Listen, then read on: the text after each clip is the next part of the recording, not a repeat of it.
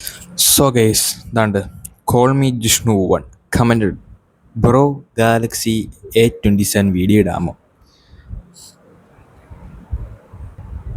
എനിക്ക് ഈ സാധനത്തിനെ കുറിച്ച് അധികമൊന്നും പറയാനില്ല.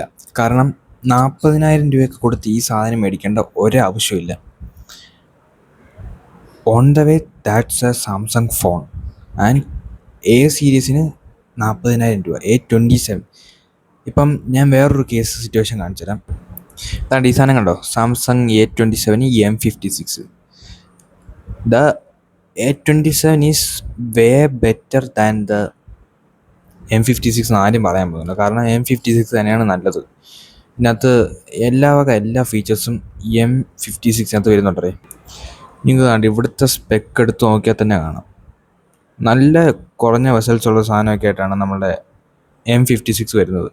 അതും കുറഞ്ഞ വിലയ്ക്ക്. Display finger print, in display finger print ഒപ്റ്റിക്കലാണെന്നേ ഉള്ളൂ. ബട്ട് ഇറ്റ്സ് സൂപ്പർ സ്മൂത്ത് ആ ഒരു പ്രൈസ് റേഞ്ചിൽ. ബട്ട് ഹിയർ A27 നമുക്ക് സൈഡ് മൗണ്ടഡ് ഫിംഗർ പ്രിൻ്റാണ്. എല്ലാവരും ചോദിക്കുക എക്സിനോസ് 14804 നാനോമീറ്റർ ഇതും ഉണ്ടാക്കുന്നത് സാംസങ്ങാണ്.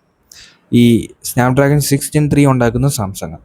സോ ഇതിനകത്ത് ഏതാ പെർഫോമൻസ് കൂടുതലെന്ന് ചോദിച്ചാൽ ഓഫ് കോഴ്സ് ദ എക്സിനോസ് 1480 അതായിരിക്കും ഇച്ചിരി പെർഫോമൻസ് കൂടുതലുള്ള chipset compared to the Snapdragon. പിന്നെ ഗുറില്ല ഗ്ലാസ് വിറ്റസ് പ്ലസിൻ്റെ എല്ലാത്തിനും പ്രൊട്ടക്ഷനും കാര്യങ്ങളൊക്കെ വരുന്നുണ്ട്. ഇതാണ് ഓവറോൾ അവസ്ഥ. ഇനി ഇതിനെക്കുറിച്ച് ഞാൻ വിശദീകരിച്ച് പറയുന്നില്ല. ഒരു ഓവറോൾ അവസ്ഥ എല്ലാവർക്കും മനസ്സിലായെന്നു വിചാരിക്കുന്നു. A27 ഇങ്ങനത്തെ ട്രാപ്പിലൊന്നും പോയി ചാടരുത്. ഫസ്റ്റ് ഓഫ് ഓൾ ഫോൺ നല്ലതാണോ അല്ലയോ എന്ന് വില നോക്കിയിട്ടല്ല എടുക്കേണ്ടത്, അതിൻ്റെ സ്പെക്ക് നോക്കിയിട്ടാണ് എടുക്കേണ്ടത്. സോ അത്രേ എനിക്ക് പറയാനുള്ളൂ.